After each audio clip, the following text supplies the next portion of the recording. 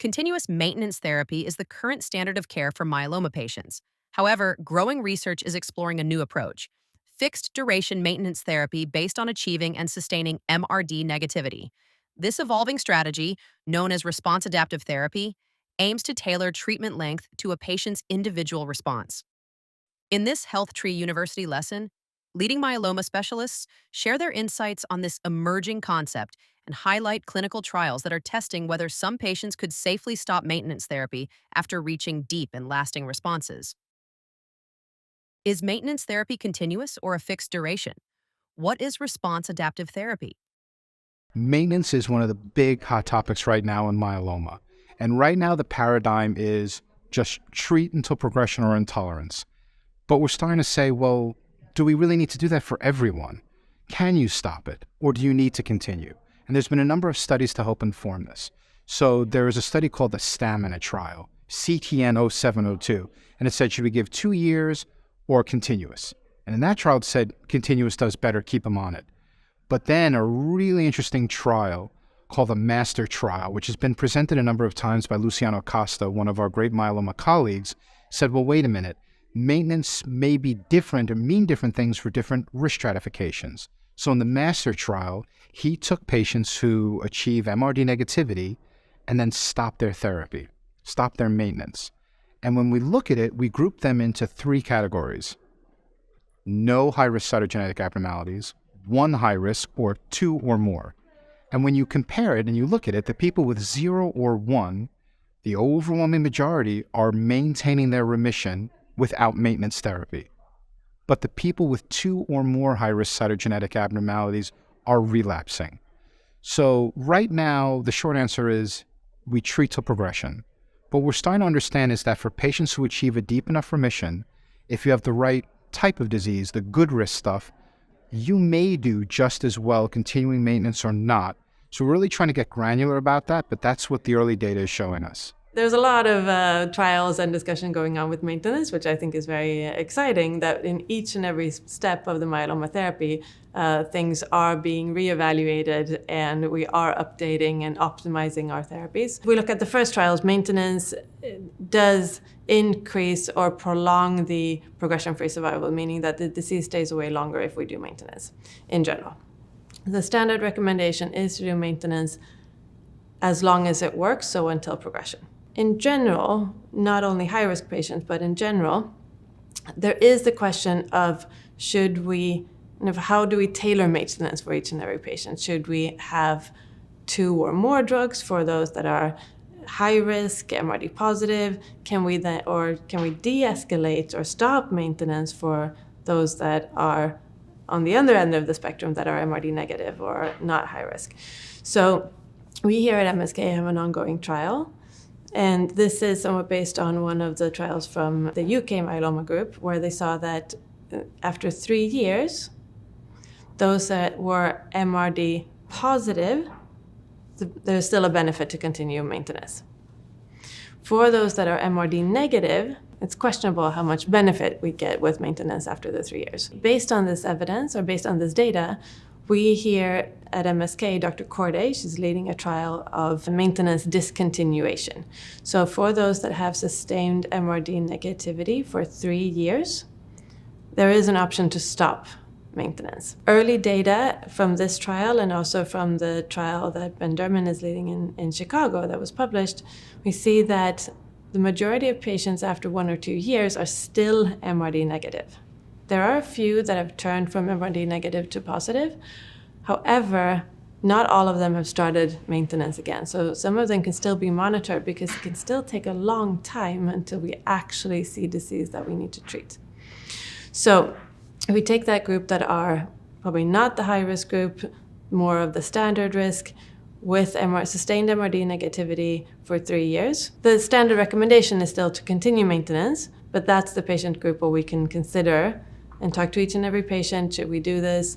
Of course, we want to see the data from the trials, but that's the patient group where we can de-escalate.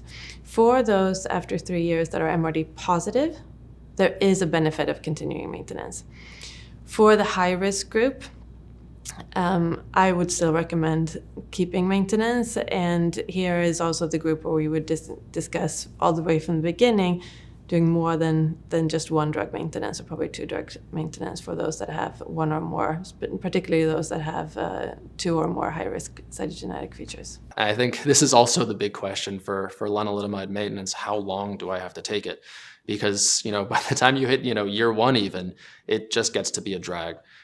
So it always is a question and a discussion between provider and patient. We always try and figure out what's the best, how do we maximize quality of life while not losing our hold on the disease. And so we try to figure out the optimal length of time. The studies that originally got lenalidomide approved, most of them actually stopped at around 2-year mark, right? But here in the US, we've extrapolated, and most practice here in the United States is based on getting continuous maintenance. So basically the maintenance never stops until it stops working. And so we try to figure out, moving forward, if there's any way we can de-escalate that. So I mentioned earlier the MRC11 trial, and this is a really nice study just because of the number of patients, the number of randomizations, and the wealth of data that we have there. And so a very interesting analysis came out where they were showing on a yearly basis for patients of all different response classes, patients that were in complete remission, patients that were MRD positive or negative, how long were they maintaining a benefit from lenalidomide. And what it looked like was that at every single landmark, so when they checked it 1 year, when they checked it 2 years, the benefit was still there. So patients that were MRD negative still did seem to have a progression-free survival benefit from being on the drug. But when they got to year 3, specifically for the MRD negative patients, that benefit disappeared, and it no longer was statistically significant. And so that plays in really nicely to some of the other data that we're seeing, right? So it seems that maybe about year 3, if you're already MRD negative at that point, maybe you're not deriving a lot more benefit past that. We had actually run a trial when we were over at Sloan Kettering looking at lenalidomide maintenance over the course of about 5 years, looking at MRD every single year. And we saw something similar. For the patients that were MRD negative after 2 years, so they were MRD negative at 0, 1, 2 years, none of the patients for median follow-up of almost 2 years after that, so now we're looking at 4 years total, none of them progressed while we were observing them. And so that, again, sort of agrees with that data, right? If you reach that 2 or 3 year mark, it looks like you're not going to achieve that much more benefit. It's debatable, there's granularity there, but it looks like the benefit vastly diminishes. So there are trials looking specifically at that time point moving forward to see if patients that are MRD negative at that 2 or 3 year time point may be able to stop lenalidomide under very close observation, obviously at this point in time, to see if it's a safe thing to do, to see if the disease will come immediately back or if they're still going to retain the initial benefit of their response. These days we are using, as you can imagine, because it relies on MRD. We're doing that in the clinic, and we are testing people for MRD negativity at the 2 and 3 year marks. Because at this point, it's all based on retrospective analysis and studies that weren't specifically powered for this endpoint, it is completely a discussion between provider and patient. There's no real proven benefit or safety that can be shown for taking the lenalidomide off. But for me, if a patient is really suffering and they don't want to take it anymore, I would be much more comfortable to consider doing that if they were MRD negative at that 2 or 3 year time point. So one of the questions that I think, are asked about maintenance, and this is now really more than ever being studied, is if patients have to be on lenalidomide for long term, and, we're talking about years of maintenance therapy, obviously there's this risk of secondary primary malignancy. And so, we have to weigh the risk versus benefit, and we do have these discussions with patients. However, there are studies now that are being done. So we have a stopping trial. It's called the FREEDMM trial, Free from Maintenance Drug Therapy in Myeloma. And it's a phase 2 study where we're taking patients who have been on at least 2 years of maintenance therapy, and we do a bone marrow biopsy and check for MRD status. And so what we do is we check a bone marrow biopsy at 2 time points, 1 year apart, and both of them have to be MRD negative to be eligible to stop therapy. So this is what we call sustained MRD negativity. So once we see that the patient has sustained MRD negativity, we're stopping lenalidomide maintenance in these patients. And we will continue to follow them every 3 months to see how they're doing, see if they have any new pain, new signs of the disease progressing.